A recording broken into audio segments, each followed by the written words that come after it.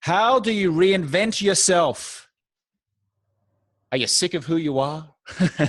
Do you want to be someone better? Do you want to achieve more? Do you want better relationships? Do you want a better business? Do you want to get out of the grind? Do you want to just go, you know what? I've had enough. I need to change. How do you reinvent yourself? And maybe not just one time in your life. Maybe you do it every day or every week or every year. Well, today we're going to figure out 7 ways to reinvent yourself. And to help you figure that out, I've brought in an entrepreneur from the UK by the name of Peter Sage. He's built multiple companies, and he joins us right now from Leicester in England. And of course, he's celebrating the Leicester Football Club winning the Premier League title, the English Soccer Championship recently. Peter Sage, how are you, sir? I'm absolutely fabulous. Thank you, James. Pleasure to be here. Great to have you here. Now, you're a pretty impressive man. I was looking at your bio, and I've seen here that you've shared the stage with the former US President Bill Clinton, Sir Richard Branson. You've built multiple companies. You have an Amazon #1 best-selling book called The 5 Keys to Master Life. You're an underachiever, are you? Yeah, serial underachiever. Yeah, I'm sure we'll get into some of the patterns around that earlier, but I have been very blessed to, I've had a lot of lessons and a lot of paths in life that have allowed me to learn from some of the best people in the world at what they do. And I think that's what all of us strive for at some level. And I bet you've also had some failures as well along the way. Oh, spectacular failures, and some that I look back and celebrate with full enthusiasm as being far better teachers than success, which really breeds complacency. Yes. But failures are your pencil sharpener of life. Absolutely. All right. Well, we're going to be talking about 7 ways to reinvent yourself, but just give us a little background on you. Like, what's your story? Where did you grow up? How did you get to be here? And how have you, I guess, reinvented yourself over the years? Great question. Thank you. I mean, I'm first of all, and I'll say this openly to any of the viewers or listeners here, and that is that, regardless of background, bio, and story, I'm just a normal guy. I'm exactly the same as anybody else sitting in their chair or car listening to this. And we've all got a path, we've all got a story. And mine started, 44 years ago. I was born on a council estate, sort of low-cost housing estate in England, to kind of working to middle-class parents. And I always knew that there was more to life than the traditionally conditioned society pathway of go to school, get good grades, go to college, get a job, and all of the traditional stuff we were sold on in the typical 20th century that now most people realize doesn't have a pot of gold at the end of the rainbow. And I always had a thirst for wanting to know that there's more, a bit like Neo in the Matrix. There's a splinter in your mind. Right. Something not quite right with the model that we're being shown. And I'm very blessed if I can put my path down to anything, it was that level of impetus, which I do believe all of us have at some point. But, whether we listen to, that sort of hand of fate knocking on the door of our soul or not is really down to, personal preference and our journey at the time. So I dropped out of school at 16. I've got no formal qualifications. I never suffered the disadvantage of college. And I like how you put that there, the disadvantage of college. Yeah, very clever. Well, I started my first company at 17, which was essentially a startup where I started selling toys on flea markets and car boot sales, as we call them in England, and really just trying to make my way in the world and understand the lessons that I was learning at the time as best I could. And many different lessons out of that. I mean, since then, there's been 22, 23 companies, all startups, all in different industries. Some have failed spectacularly, as I mentioned. Some have wiped me out completely. Some have been great. Some have been multi-million-dollar successes. Some have been global brands. And some should have stayed ideas when I was in the bar. And everything in between. And that journey itself has really been inspiring to me. Because, life is all about the primary pattern, which if you go to physics at any level will tell you it's the wave. Everything resonates, everything vibrates at some level, and vibrations are based and measured in hertz, and frequency is measured in hertz. It's an up and a down. So rather than live in this narrow little tiny bandwidth we try to design ourselves in, which is essentially a flat line of life, why not go and really climb the peaks and fall in the troughs and swing the bat at that level? That's really been my journey. And it sounds like you said 22 or 23 startup companies. It sounds like when you're saying reinventing yourself, it's under the guise of a business or starting new businesses. Does that change your personality over, when you start a new company or you switch companies, or have you changed in terms of how you view the world or in relationships? I don't want to just focus on reinventing yourself in terms of building a business, but reinventing yourself on a spiritual level maybe, or reinventing yourself by moving to another country, another city. Like, what are the other ways besides building companies do you feel like you've reinvented yourself over the years? Well, great question, James. And the reason I say it is because it isn't about the business. The business is an expression of the business owner. Mm. Now, most business owners are looking to improve their skill set. They're looking to learn the next thing. They're looking to start up another division or idea or whatever it may be. And here's what I've known, and I've coached business owners now at high level for many, many years. Mm. And a lot of them come to me because they want business coaching. Mm. And every single time, I guarantee you, it is not the business that's the issue. It is the business owner that is the issue, because your business is an expression of the projection of who you are. Right. Your patterns, your beliefs, your insecurities, your unconscious behaviors, your model of the world, that manifests in what you choose as a vehicle that we call business. So changing the business without reinventing who you are is futile. You'll simply learn new skills and new ways and new opportunities of earning the same amount of money. Right. Unless you change who you are. And that's where reinvention is so powerful. You cannot reinvent a business without reinventing the person who is leading that business. Right. That all over the place, whether it's Steve Jobs or whether it's many of the other icons throughout history. Yes. And so who you are comes first. The business is an expression of that. So if you don't figure out your own game, then I don't care how many marketing seminars you go to. I get approached as an example, just to peel back the onion here to give people a concrete example. Let's say business owner comes to me and says, oh, I need time management. And most business coaches will say, okay, let's focus on time management because my schedule's so busy and crazy. I'm so overwhelmed. I need to manage my time better. Well, no, you don't. You can't manage time. You can only manage yourself in relationship to time. Right. And the problem at that level is, under further investigation, one possible and quite common aspect is that they're so fearful of letting go of the need for control that they're micromanaging everything and therefore taking too much on their plate. Therefore, the illusion is they need time management, where that's not the issue. Right. Or they're petrified of rejection. They daren't say no to somebody because they've got an issue with rejection. Therefore, they say yes too often. And therefore, they get too much on their plate. And therefore, they think they need time management. So without addressing the fundamental psychology behind what's causing the issues in the outer world, and reinventing yourself, it doesn't matter what you do at that point on. You already got the foot in the wrong corridor. Right. It's such a mental game, everything to do with life. I was just walking on Sunset Boulevard last night with a good friend of mine, a fellow Brit, a guy called Mark Dahmer, who's a personal trainer out here in Hollywood and a health expert. And we were talking about how everything in life is just controlling or managing our mind, how we perceive the world, how we react. It's incredible. Like I've learned a whole lot of skills to do with business, which have helped me grow my businesses. But I'm telling you, like, as soon as you can, I don't think we're ever going to master our mind. At least I don't feel like we can. But as soon as you can control it to the best way that you can, it's amazing how all of those specific skills in business, you can really utilize those properly. When you're like depressed or pissed off, or you're not congruent with the business that you're in, you make decisions that harm your business. As soon as I started creating businesses for me personally, where I was like, this feels right, I like this. For example, I'm the creator of the 30-day no alcohol challenge. I teach people how to quit alcohol for 30 days.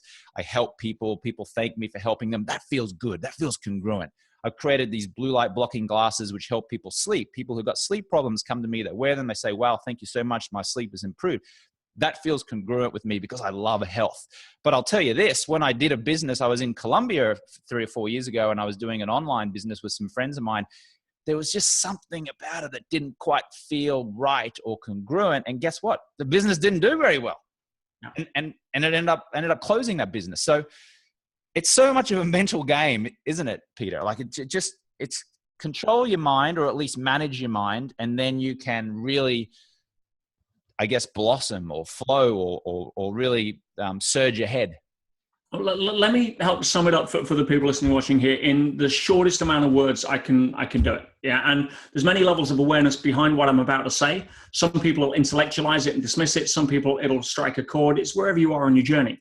But no matter how you want to slice and dice it, outer world follows inner world. Case closed. Right. You got chaos in the outer world. Check your thinking. Right. You've got distractions in the outer. Check your thinking. Right, stuff not going according to your pictures as to how you think it should go. Who voted on those pictures in the first place? That's an inner world game. Right. Distress is nothing more than a byproduct of the outer world not fitting the pictures that you voted on inside as to how you think it should look. Game over. Right. Now, the very definition of stress is friction. If you go to physics, it's two things going in opposite directions with different agendas that are not in flow. Right. So therefore, and the same two things every time. Your inner world projections of what you think the outer world should be and the actuality of that outer world. We're talking to Peter Sage, who's joining us from Leicester in the UK, in England. You can find him on Twitter at PeterSage007. Make sure you send him a tweet at any point during this interview to let him know what you liked. Make sure you put me in there at James Swanwick as well. Peter Sage is an entrepreneur. He's built multiple companies. And now we're going to get into the 7 ways to reinvent yourself, Peter. So let's get into it. What's number 1? I would say the primary first way to really start making a difference and a shift is to get out of what I call swimming in goop. Most people spend their entire life swimming in goop, G-O-O-P, the good opinion of other people. And as long as you're trapped by the good opinion of other people, you can never be authentic. Everyone talks about authenticity, but everyone's trying to be authentic. Well, by very definition, you can't try to be authentic. Authenticity is simply the absence of inauthenticity. It's like, how do I turn on the light? Well, no, light is simply the absence of darkness. Right. Darkness is the absence of light. You can't go and try to do something when your natural state is authentic. Right. You don't get a pet dog that tries to play mind games and hidden agendas unless they've been around humans too long. So we become this giant chameleon, this adaptation machine, constantly modifying and filtering our behavior, mainly unconsciously through, will this person like me, approve of me, get on with me, do what it is that I want to fit my outer world pictures, and if not, I'm modifying my behavior. Right. That's where politics these days falls down so hard because it's no longer statesmanship. Statesmanship is, I will stand up and be authentic and be willing to be unpopular even for what I believe serves the long-term greater good. So now, when you say get out of, the good opinion of other people, there's 2 sides to that, I feel, based on what you're saying. One is, I think you seem to be saying is, to do what you want to do, like know what you want to do and then just do it, and to hell what anyone else thinks. And then there's the other side, which is, well, actually I'm not very well skilled in a certain thing. I'm going to get a coach or a mentor or someone to give me their advice and kind of show me the way. So how do you balance those 2 things, which is, I'm just going to do whatever I do, my opinion counts most, versus I actually respect and want the opinion of other people? But then maybe you allow yourself to be too overly influenced by that. So what I think you're discussing here is the difference between advice and opinion. If I need a skill set, or if I go and actively seek out somebody's advice because they have something to bring to the table that I want to model to enhance my level of authentic self and journey, then that's different. But if I'm coming from a fear-based reactive model or a preemptive fear-based model of I'm going to do or not do something based upon whether I think you like it or not, that's a very different game.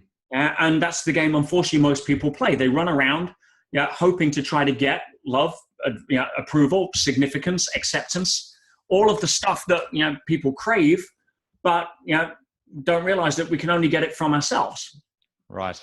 So, there's a way to get out of the good opinion of others, and I'll share it very simply in a metaphor, because again, if people really understand what I'm about to share, it can be life-changing in a heartbeat if you allow the awareness in. One of the challenges with unfortunately, with the awareness is the cost of awareness is responsibility, which is why most people go to a surface level of intellectualizing the awareness, process it, and then discard it, because to own it emotionally or as part of who you are would impose on them a new set of behaviors that they previously voted on as uncomfortable. Otherwise, they'd be doing it already. So if you can understand that, everybody stars in this as the central role in the movie called their life. Yeah, we are the central character in the movie of our life. Mm-hmm. Now, as we go through the movie of our life, we're going to interact with other actors and actresses in that movie. By very definition, at best, they're going to be a supporting cast. Yeah, a spouse, a sibling, or whatever. 99% of people that enter your movie are film extras. Case closed. Now, here's the problem. The problem is we think, because we come from the perspective of the star in our own movie, we think everybody else sees us as the star in our movie. Whereas the reality is they're starring in their own movie called Their Life as the star. Therefore, by definition, we can only ever be, at best, a supporting cast, but 99% of the time, we're a film extra. So we're modifying our behavior constantly, wondering what other people think of us, judging us as a star in our movie. Well, guess what? I'm going to sum this up, and usually I say this 2 hours into one of my workshops, when we really drill down. But your profile is you've got people that are attracted to this podcast because they're forward-thinking, they're entrepreneurial. So I'm going to drop this on you guys right now. Yeah? Understand that most people in life, 99% of people in life, don't care enough about you to bother to give an opinion, because they're too busy being worried about what they think you're thinking of them. Absolutely. 100% true. Yeah. No one cares about you. They only care about themselves. And it's not in a like, I don't give a crap. No, I know. It's from a fear-based reactive model that they're playing the same game. I know. There's a funny phrase, like the only thing worse than being talked about is not being talked about. People, it's funny. It's like people are like, I want people to be talking about me and thinking about me, but no one really is. No, of course not. Yeah. Oh, I wonder what they think of my shirt. Right? I got news. They don't care. They're too busy worrying about what you think of their pants. I mean, it's a game when we walk around in this bubble, not really understanding the reality of what's going on and living our life in this protective cocoon of reactive behavior, caring about, please, as a begging bowl for like, approval, significance, acceptance, and all the stuff that we grew up thinking that we didn't get. Yeah, amazing. All right, so get out of swimming in goop, which is the good opinion of other people. Stop being reactive and just accept that people really don't care for the most part. I mean, look, your mother cares, your family cares, all those kind of things, obviously. But for the most part, every human being on the planet is thinking about themselves first and foremost. Everybody's running the same patterns. And some of them are genetically obliged to care more than others. Yeah, exactly.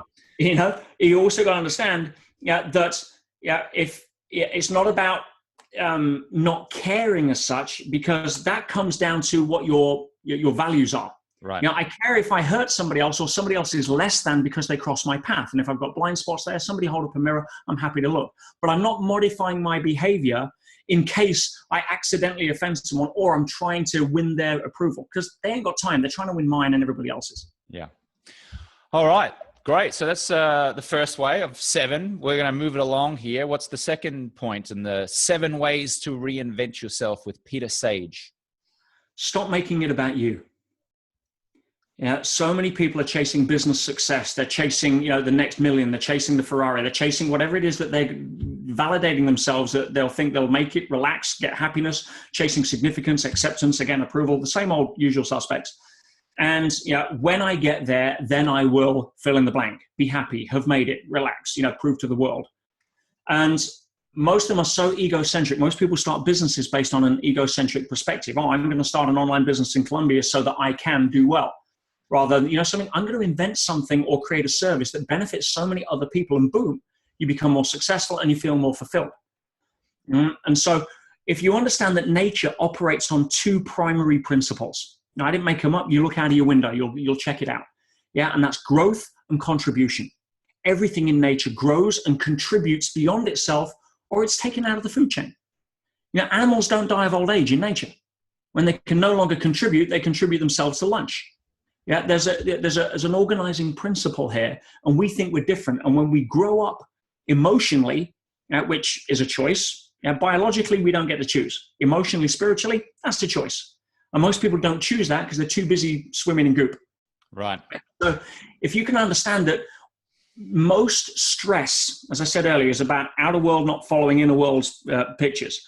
But 99% of that can be cured when you stop focusing on yourself. 99% of depression can be solved when you stop focusing on you and your pity pot and your story and your issues. And they've actually done studies that show you can take someone who says they're depressed or feels depressed, and the moment you take that person and you go and encourage them to help someone else less fortunate than them, their depression subsides.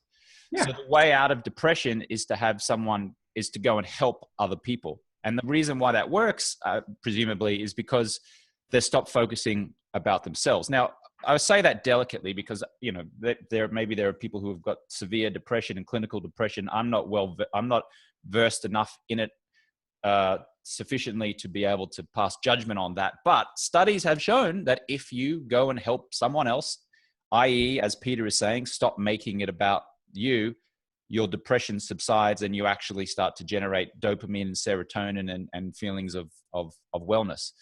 So it's true about growing as well, Peter. You know, everything in life, like the plants, the flowers, the trees, if you don't water them and they're not growing, they're dying. And humans are the same. Like, if you're not growing, or if we're not growing, then we're not dying. Like, we'll always have food, water, shelter, knock on wood. But spiritually, a little piece of us is dying every day. And Tony Robbins, the motivational coach, says, you know, growth and progress equals happiness. That's the bottom line for human beings. You know, growth, progress equals happiness. Yeah. And yeah, I've worked closely with Tony for 15 years. And yeah, I understand a lot of where he's coming from there. And let's just revisit the depression side, because again, this is not being, you know, dismissive of people that have attached their identity to something else we're going to talk about to their issue. But it's the rumble strip of life. Now, if you're going down the freeway and you veer off center, you're going to hit the rumble strip. And most people complain the fact that they can't hear the music on the radio, so they're going to turn the music up and take an antidepressant. Well, no, the rumble strip's there to tell you you're off track.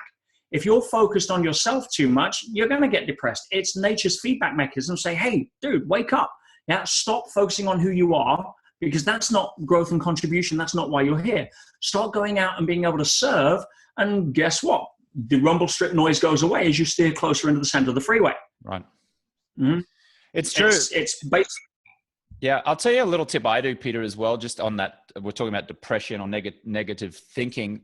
There are many mornings where I wake up in my bed here in Los Angeles, and the first thoughts that come into my mind are negative ones. And for about 2 minutes, sometimes I sit there and I beat myself up naturally. And I go, you're not successful enough. You don't have a wife or kids. You're 40.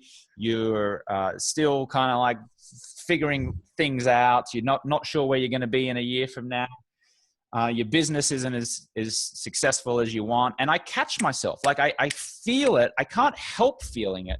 But I do have the skills now where I catch myself saying it.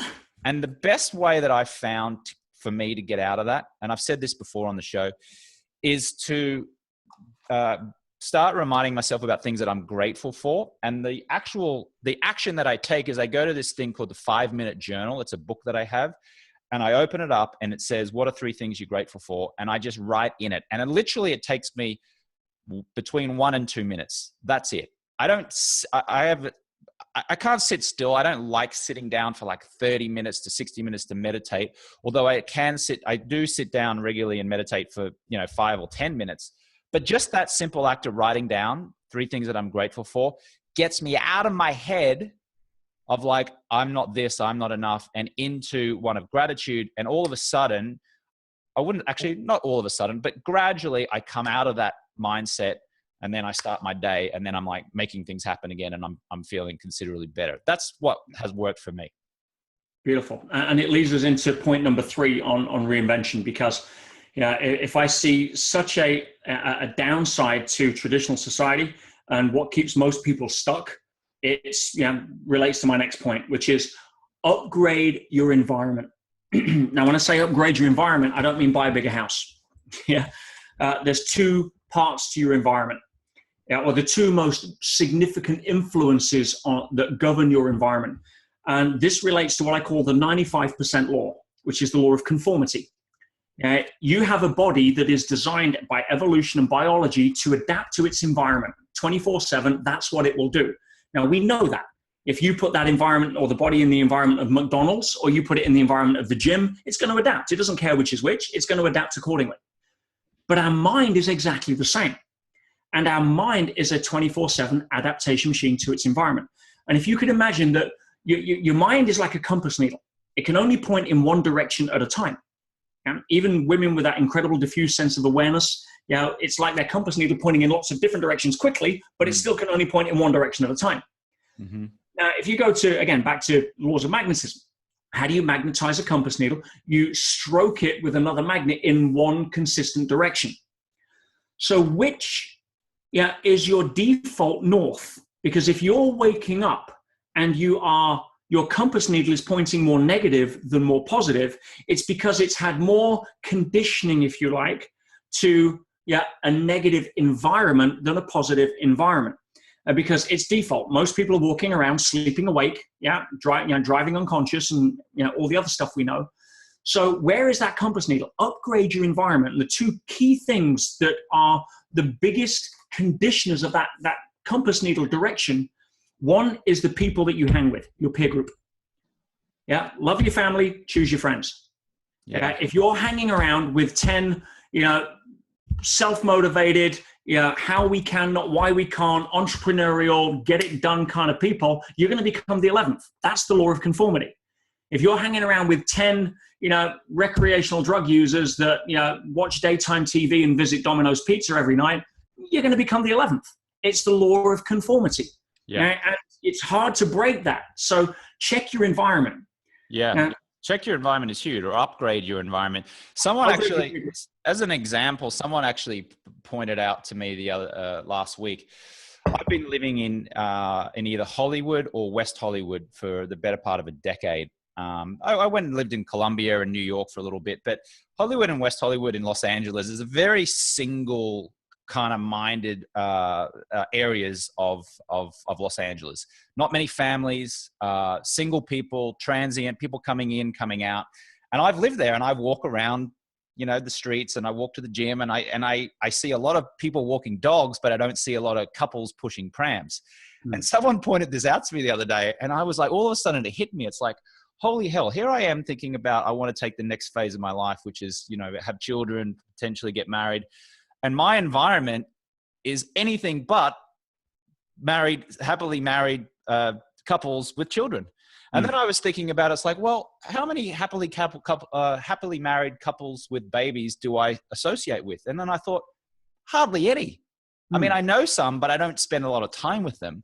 And so if I'm always hanging out with single people where marriage and kids is not a priority, then chances are I'm always going to be having a mindset of a single person. So that was my kind of like aha moment. And I guess the way out of that for me, this is the way I'm intellectualizing it at the moment, is get out of the environment that I'm in. By the way, this is only if I want that. Like if I want marriage and kids, I think I would have a better chance if I got out of this environment that I'm in and put myself into an environment where family values and the visual cue of like couples with kids was more apparent. Would you agree with that, Peter? If you walk to work past 10 fast food restaurants versus you walk to work past 10 yoga studios and gyms, you're going to start making choices by being influenced at a different level. Right. Your environment is that strong. And we don't need to convince you people of that. It's just basic human behavior and adaptability. So absolutely 100%. The other challenge is that the second biggest influence over and above peer group that affects people's compass needle is the media. And unfortunately, so many people are sucked in and addicted to the media when they have absolutely no clue what the business model of the media is, what the purpose of the media is. They think it's to provide the news. I don't know. If you think the role of the media is to provide you the news, you're in Disneyland. Well, just as a caveat, Peter, I was in the media for many years. So I was a newspaper reporter, and then I was a a sports center anchor on ESPN, a sports journalist. I know how the news works. Tell me I'm wrong. No, you're not wrong. And in fact, I'm watching this. I was watching the news recently with the shooting in Orlando, and I was watching the news on, the whole Donald Trump and the whole Hillary Clinton thing. And I can see exactly what the news is doing, which is it's a business. It's trying to get eyeballs.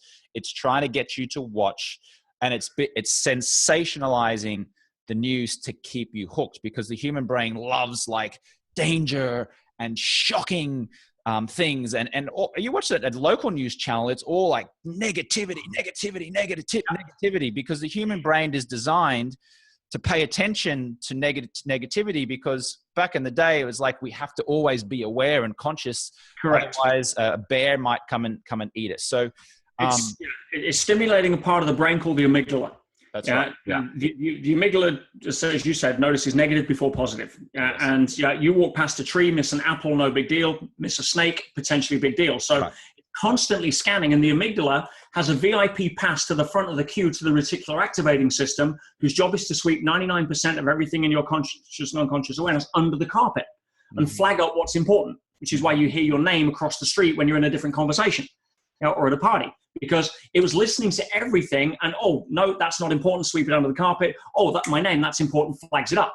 Well, the amygdala, which is a survival mechanism, gets to the front of the line with a red ticket and says, let me in. So newspapers know this. They spend a lot of money paying good people, smart people out of Harvard on Madison Avenue to go and stimulate your amygdala so that you can be recruited as a viewing statistic to justify a rate card. That's just common knowledge. So how do we digest our news then? What's your recommendation, Peter? Probably the same as yours with alcohol.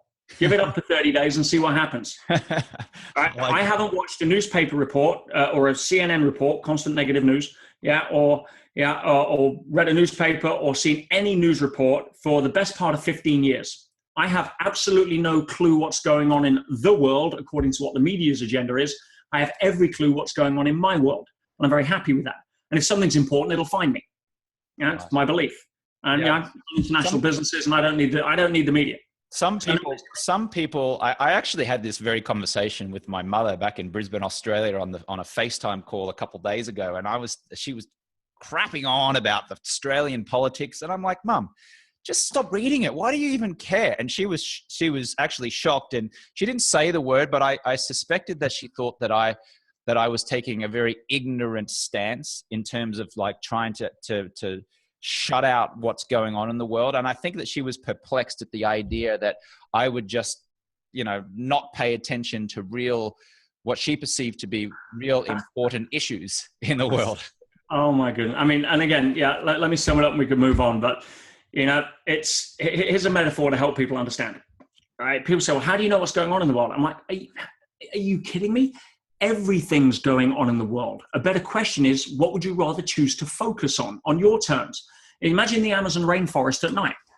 What's going on? Everything.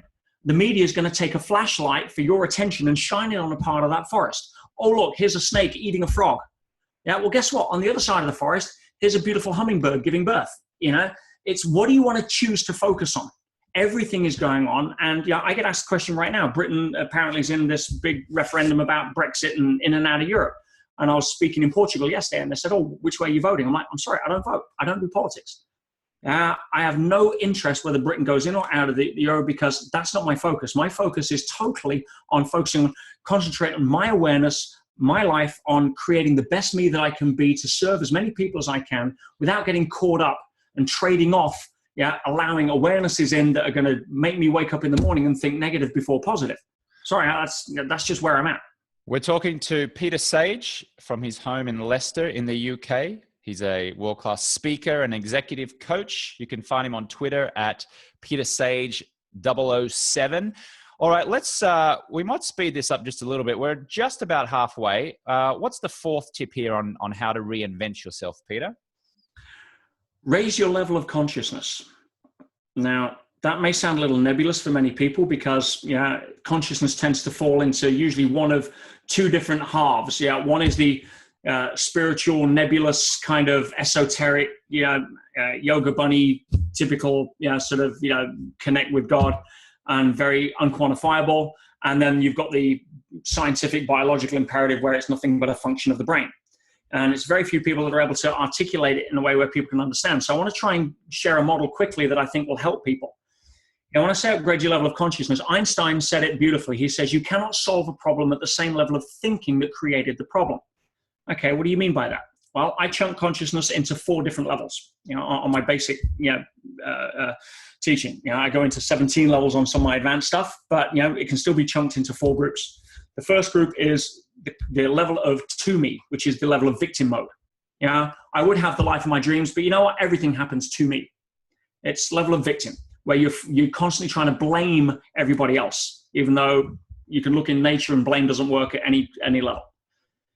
People that are in to me and victim mode, you can predict where their life's going to be 5 years from now, unless they get sick of it and get enough energy to motivate themselves into more the achiever mentality and progress the level of consciousness to what I call by me. I realize that life is happening to me. I'm sick and tired of being sick and tired. If I'm going to go create the life I want, it's going to happen by me. And they go out and start hustling. They start and going, getting motivated and start going, chasing goals, and they start being able to move forward. That's raising a level of consciousness. So is it as simple as saying to yourself, life happens by me? Is that like one example of a sentence? Or I create my life, or I create my movie? Or is it just, when you say raise your level of consciousness, is it very much saying that you're responsible for whatever happens in life? Yeah. So, I'll just turn it off. So if we have a situation where, you are predominantly victim mentality, the next level up is no longer being victim, but I'm going to carve out my own place in the world. I'm going to go and contribute something beyond myself in order to add value to the world and therefore get something back from me. It's that horse trading level of relationship. Absolutely. Okay. Yeah. So raising your level of consciousness, which is saying life happens by me. It's no longer feeling like a victim. It's carving your own place in the world. Now, that's one quick step up. You then go to, I'm sick of swimming upstream trying to hit all my goals. You make the next level up, which is life happens through me, where you start getting into synchronicities, where you start getting into being able to understand reality is subject to influence based upon my relationship to my outer world, right. And through my inner world. So, how do you do that? You let go of the need for control and you replace it with a level of trust, faith, or knowingness that life is there to serve you rather than to fight you. That's a different shift in conceptual awareness. Yeah. It's funny, I always say I'm responsible for my life. Like I know this logically, and whatever happens, good or bad, I'm completely responsible for it. It's funny when setbacks come, like you have a goal and you try to get it and you don't make it. It's amazing how fickle the human brain, the human mind can be. And then you go, oh man, I can't believe that happened. And then you don't understand because you go like, well, hang on, I create my own universe. I should be able to make anything happen. Why didn't that happen? And that's the initial kind of phase. Now, again, I guess I've done enough work where I can logically say, it's okay because setbacks are going to come along the way. And that is part of life flowing through you, right? Like you cannot, just because you say, I create my own life, doesn't mean that you can create every single situation that you want, because like you pointed out before, the life is made up of you and everybody else in the world. You're still relying on all these other people. But how you perceive that, you can control. Yeah, absolutely. And again, understand that when you say, I want to create my life, it's usually the left brain speaking, which operates under the Newtonian paradigm of the fastest way from A to B is a straight line. So we try to carve out a channel in life like a canal, rather than understand that life is a non-linear process. The fastest way from A to B is not a straight line. If you doubt that, open your front door and try to walk to your local office, supermarket, or gym in a straight line. That's not going to work. The fastest, most efficient way is to head on down the road, turn left, head north onto the freeway to go south to pull up at the Walmart. That's the fastest, most efficient. It's a non-linear process. You got some good analogies there, Peter. I got to say, some very good analogies you're pulling out there. Thank you. But it's the river of life. The river of life constantly winds. And we freak out when we're heading downstream and the river's heading south because that's towards our goal. And all of a sudden there's a bend and it heads east and we freak out. We don't understand that if we had the ability to raise our awareness 500 yards above the river, and still see that our destination is assured 2 kilometers downstream, we don't care if it goes left or right. We start to flow with the river rather than fight the current. Because what a lot of people do is they say, oh my God, it's turning left, and that doesn't fit my pictures. I'll start dragging my kayak over the bank in a straight line because that's obviously the fastest way. Dummy, right? I gave up fighting reality a long time ago, James, for one simple reason. The damn thing kept winning. Right.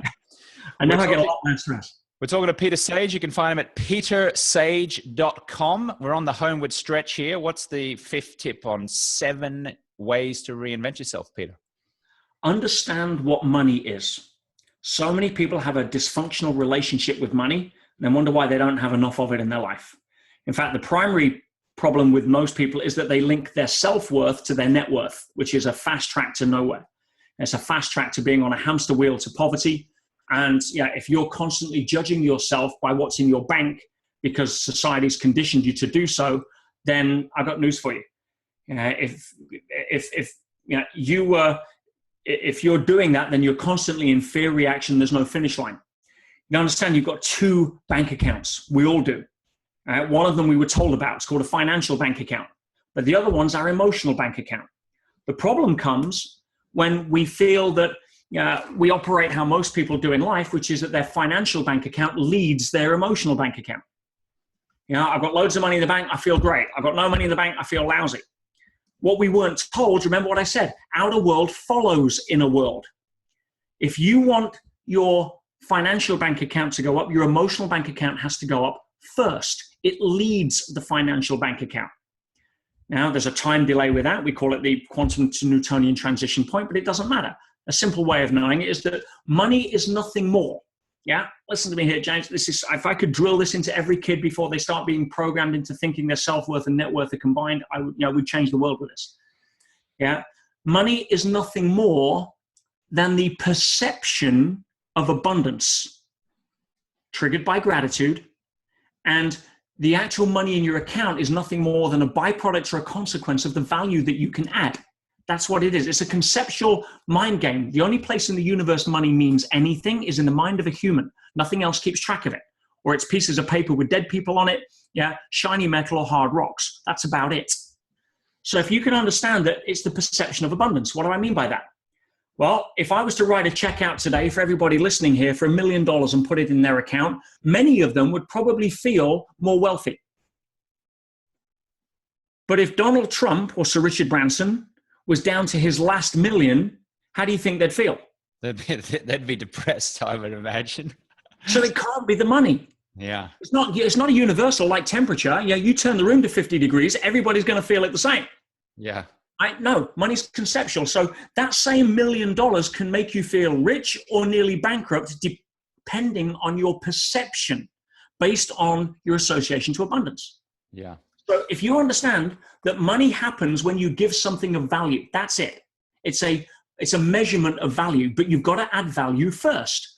Otherwise, you're going to the gym saying, wow, look at all those weights. Give me some strength, then I'll go lift them. See, that doesn't work. You're sitting in front of the fire at winter saying, I'm cold, give me some heat, I'll go outside, fetch you some wood. That doesn't work.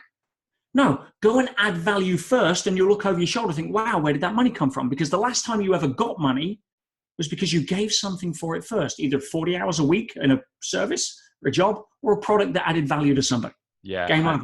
And and if you have a choice out of that, I mean, obviously you do whatever makes you happy. But for me, I'm far happier making money with, where I can actually see where I'm helping people. Like my two business value. Yeah.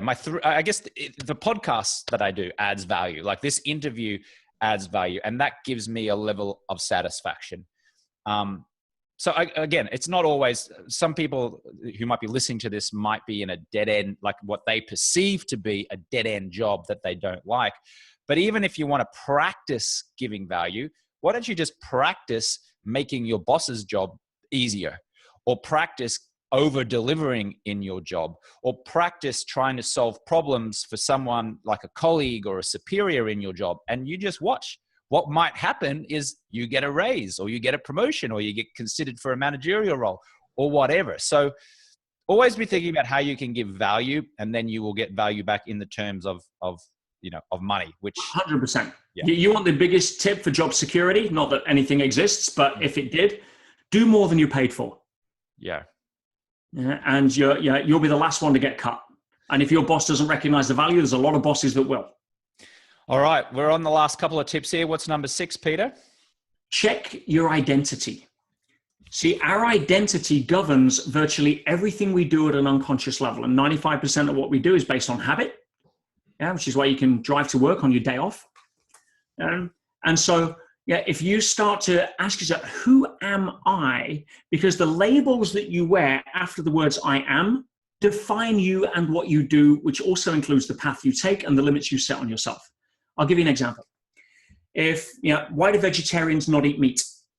It's not because they have different teeth or a different digestive system, right? They may have many different moral reasons or biological reasons for not wanting to eat meat. But ultimately, the reason they don't choose the filet mignon and they go for the spinach ricotta is because their identity is I am a vegetarian. Why do smokers smoke? Because their identity, I'm a smoker. Why do smokers who quit very rarely last out the quitting process? Because they didn't change their identity to a non-smoker. They changed it to I am a smoker who's quit. And so who are you? Because your labels limit you. And you take a health example. Let's say diabetes, a massive epidemic in the US and globally right now.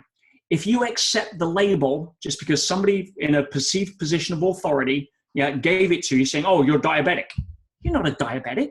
If I'm a diabetic, where do I go with that? I can't. But if I understand that, I am suffering from a condition called diabetes, then I create a space between my identity and the condition, which allows me options to tackle the condition. Yeah. And you must see this with alcohol as well. Yeah, all the time. I mean, I also, just on a side note, I also think that I tell people that the best way to quit smoking or quit drinking is not to say, I'm going to quit drinking, or I quit drinking, or I quit smoking, or I really want to quit, or I'm not going to have a cigarette. I say, stop focusing on what you're not going to do and stop using the very word that you're trying to quit, like smoking or drinking, and start saying things like, I only breathe in fresh air. I only drink liquids that are healthy for me. Yeah. I only put fresh, pure air into my lungs. That way you're telling the mind what to do, which is a lot easier than telling the mind what not to do. Which gives it energy. Exactly. If I was a smoking company, I would put non-smoking signs everywhere, right? Because it focuses people on smoking. The brain doesn't process negation. It can't do.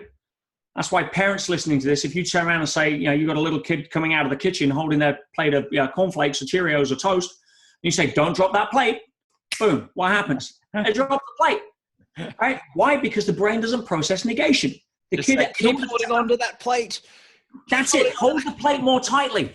And you get a different result. Yeah. So, same principle. So check your identity. Who are you? Because ultimately, if you can come to the awareness that I am full stop, ultimately, that's it. Everything that comes after that is a choice. The challenge is most of us are wearing labels after that we've been given that we perceive are put on with super glue when they were only ever put on with Velcro. So just to sum up this point number 6 here, when you say check your identity, essentially what you're saying is decide who you are and live that and make sure it's whatever it is whatever positive identity that you have about yourself. Choose it, but choose it consciously. Most of us don't. Most of us grow up wearing labels that are 10, 20 years too old, and never served us in the first place. I mean, if you were growing up with 20-year-old clothes right now, people would look at you differently in the street. And certainly if you were 25 years old, right? So, we outgrow identities and beliefs. It's about that constant reinventing who you are. And there's a difference. If you turn up and say, oh, I'm a healthy person versus I'm an athlete, you've got a different sense of self. Yeah. Okay. If you choose your label, for me, I'm a divine and guided soul that acts as an open channel for God's wisdom, a powerful agent of positive change who was born to reveal the greatness in others. Now, when I own that here, boom, I show up as somebody that's in service to be able to help other people. Whereas, I'm a personal development coach. No, choose your identity and make it empower you. And everybody has freedom of choice over that. Yeah, I love that. Okay. And now we're on to the final one, number 7. We're on to number 7 of 7 ways to reinvent yourself with Peter Sage. So what's the final way to do this, Peter? Give your gift. Yeah, every one of us has a gift to give. Now, that may be the fact that we've all had a story that's so traumatic that, you know, we feel that we're using it as a way to connect with others through sympathy or through connection with other people who've got sad stories. And we, you know, you hear the term misery loves company. Well, I don't believe that. I think misery loves miserable company. Right? So if you focus on the fact that no matter what your story is, if I can give inspiration, hope, example, because you've got 2 ways to live your life in the movie of your life. You can get to the end of your movie and it can either be a warning or an example. Yeah, case closed. That's a binary choice. How do you make that choice? Another binary equation: love or fear. Everything you do, you're coming from love, or you're coming from fear. It'll set the game up differently. And if you're coming from love, even the most traumatic stuff you've had in your life, you can be able to give that as a gift, as an example to others of somebody that can go and serve. You had atrocities in your childhood. Well, guess what? There's a lot of other people out there that have had the same kind of deal that don't know how to deal with it. You show up and use that as a way to empathize and connect, so they trust you, so you can redirect their focus on becoming somebody else of value and believe in themselves again, that they weren't violated, but whatever happened, and now you can go inspire and help others with it. Boom, you've got a gift. Yeah, if you've got a thing for numbers, and you can help somebody who doesn't have a thing for numbers feel smarter about themselves rather than the teacher criticizing them in class, give your gift. There's an expression, a uniqueness about who you are, that when we don't focus on ourselves, but focus on what's great about us, reinvent ourselves past groups, stop making it about us, get into a better peer group, raise our level of consciousness, don't get tied up in our self-worth issues because we link it to our bank account, have an empowering identity, we can really start giving that gift to other people. And then life takes on way new meaning. And the outer world just happens to rearrange itself most of the time in a more empowering way. I see what you did there. You actually just reviewed all of the 7 ways in one beautiful sentence, Peter. But I'm going to get you to do it again because I want to really reinforce this. So 7 ways to reinvent yourself with Peter Sage, well-known international and serial entrepreneur, author, philosopher, and teacher. Let's start with number 1, which was swimming in goop. Just roll through them really quickly. Peter? Absolutely. And each one of these on its own has an incredible impact on people's lives. You start stacking them, 1 + 1 will equal 11.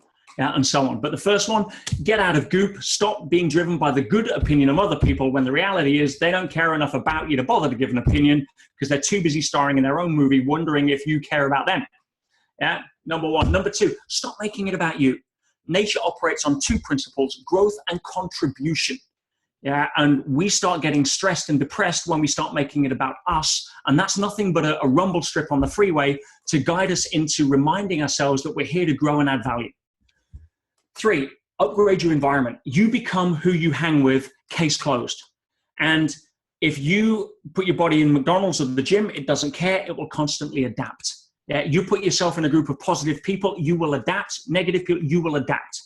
The mind is a compass needle. Magnetize it in a more positive direction. And you cannot do that if you expose yourself on a constant basis to mainstream media. So cut it out. CNN, constant negative news. So next one, number 4, raise your level of consciousness. Nowhere in life is victim mode supported. Nowhere in life does blame work. Either get off your backside and start carving out your life because you're inspired to go out and do something with it because you want to get out of pain or you want to move forward to be inspired to leave a legacy, or start understanding that life isn't about you and therefore, don't take it so seriously. Raise your level of consciousness. Outer world follows inner world. Next one, understand what money is. Money is nothing more than a byproduct or a consequence of adding value. It'll never be anything else. You don't have enough in your life in terms of money. Go check how much value you've added. And I don't mean, I work really hard. No, how much value do you add? There's a reason Bill Gates has a bigger bank account than we do, because he's added a lot more value to the world, love him or hate it. It is what it is. Check your identity. What labels are you wearing that unfortunately came in too early and we forgot to take off? Yeah. Oh, I'm never good enough. Oh, my teacher said I wouldn't do business studies. Oh, yeah, my brother said I couldn't sing. Well, whatever it may be, what labels are we wearing around that? I'm not a singer. I'm not clever. I'm not smart. I'm too fat. Yeah, I'm not good looking enough. Who wants me? No, choose your identity, because nobody has the right to label you other than you. Game over. And finally, give your gift. Yeah, that's my evening alarm for reminding my meditation. There we are. Give your gift. Know that you have a gift to give. Otherwise, you wouldn't be here. You look at the biology of how human beings are born, 400 million to 1, and you show up. Why did you want to be here so badly? I promise you, it's not to work 40 hours a week for someone you don't care about, that doesn't respect or get you, so that you can retire at 60, hopefully with some penance to be able to survive off a state pension. You were born for greatness. And if you forgot that, no big deal. It's never too late to remember. There you go. 7 ways to reinvent yourself from Peter Sage. You can find him at petersage.com. Go ahead and send a tweet to him right now, which is at petersage007. Make sure you put me in there at James Swanwick and say, hey, at James Swanwick, really enjoyed your interview with at petersage007, or hey, petersage007, really enjoyed your interview with at James Swanwick. Maybe just share, what was the one point, the major point that you got out of that. I'm sure Peter would love to retweet you, as would I. Make sure you check him out also at petersage.com. Where else can we find you, Peter? Anywhere else besides there? I have a YouTube channel which has a ton of free content in, which really goes into detail on some of the points that we've spoke about here. I really try to add value. Obviously I run programs around the world as well. It'd be great to see some people at the live events, but I also know that everyone has choices. So that's why I try to put out as much as I can, including YouTube. So, go check out some of the stuff I've got. And if it really resonates, then come play with me in person. It'd be wonderful to shake your hand. What's your YouTube channel, Peter? Is it just Peter Sage? Peter Sage 007. Peter Sage 007. I love it. Well, Peter, this has been a wonderful time spent with you. Thank you so much for reminding me about certain things and actually bringing new things to me as well. I really appreciate that. It's made me think about my own life and some daily routines and how I perceive things going on. So thank you very much for bringing great value to me and for giving great value to my listeners. James, it's been a real pleasure. You do so much good for so many people. It was a really exciting opportunity for me to be able to come on and add a little thumbprint to that if I can, and hopefully through your channel be able to help inspire other people together as well. So thank you. Thank you, Peter. I appreciate the kind words. Thank you to you listening and watching, and I will catch you on the next one. See you. Why do we do what we do? Why do we do the same things over and over again? Why are we persuaded